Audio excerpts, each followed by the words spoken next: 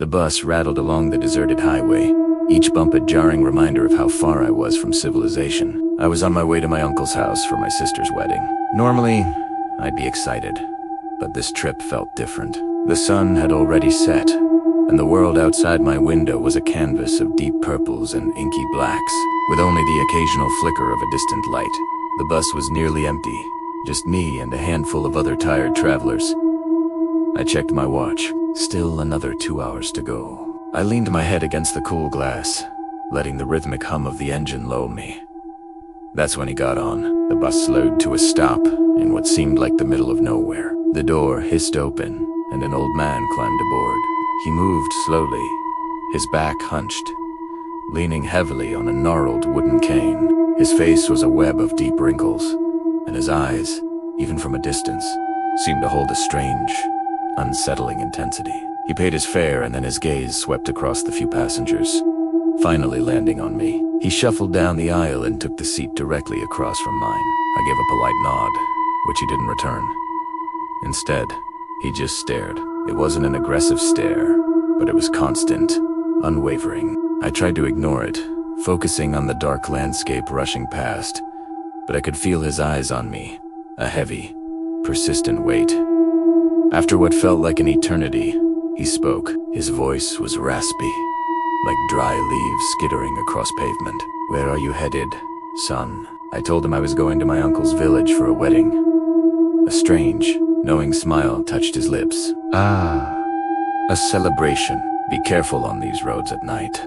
Not all who wander are lost. Some are just waiting." The cryptic warning sent a shiver down my spine. I offered a weak smile and said I'd be careful. He just chuckled, a dry, rattling sound, and went back to his silent staring. My unease grew with every passing mile. A short while later, the bus stopped again. This time, a young woman got on. She was beautiful, dressed in a simple but elegant sari, her long dark hair cascading over her shoulders. She seemed out of place on this rundown bus in the middle of the night. As she walked down the aisle, her eyes met mine, and she offered a shy, enchanting smile. I felt my cheeks flush. She took the seat right behind me.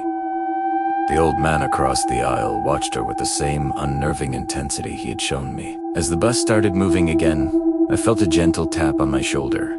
It was her. "Excuse me," she whispered, her voice as soft as silk. "I think I've missed my stop."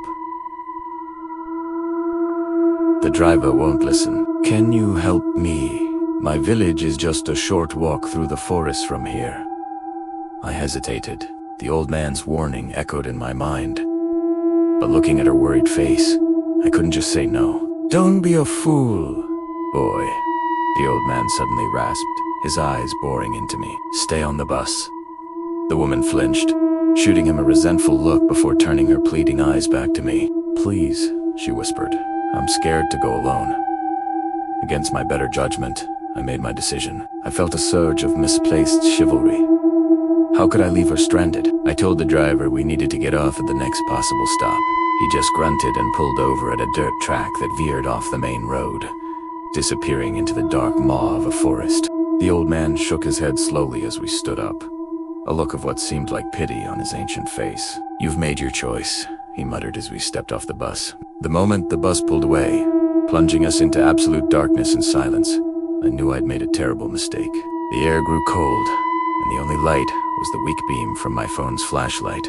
"This way," the woman said, her voice losing some of its earlier sweetness. She pointed towards the dirt track, leading into the forest. I followed, my heart pounding in my chest. The path was narrow, flanked by towering trees whose branches intertwined overhead, blocking out the sliver of moonlight.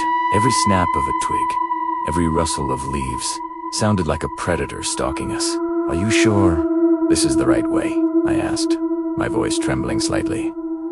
"Of course," she replied, a little too quickly. "It's not much further." We walked for what felt like hours. The forest grew denser, the path less clear.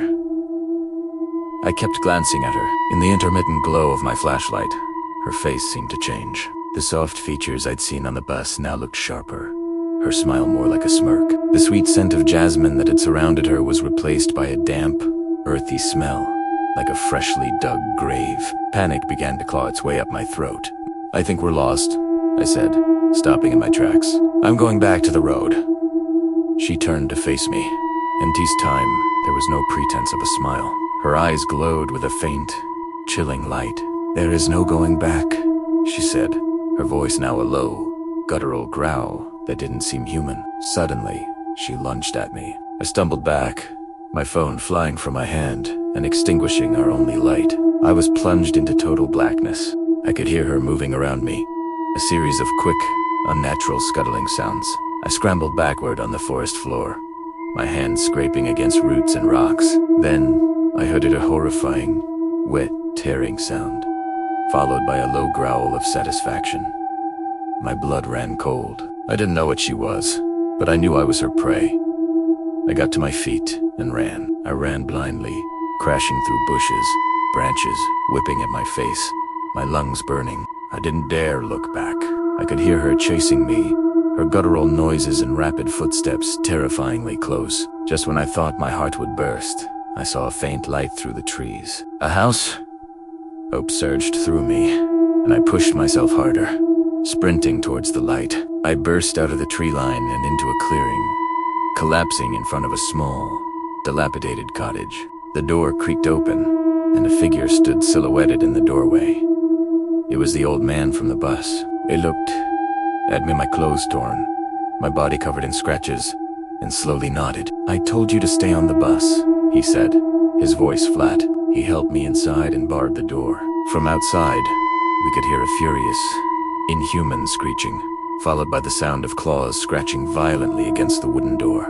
The old man ignored it. He handed me a glass of water, his hand steady. "You are lucky," he said. "She does not like to be denied her meal. She will hunt these woods until sunrise." I spent the rest of the night huddled in that cottage, listening to the creature's frustrated screams, forever haunted by the beautiful face that had lured me into the dark. The wedding could wait. I was just happy to be alive. Thank you for listening, and don't forget to like and subscribe for more stories.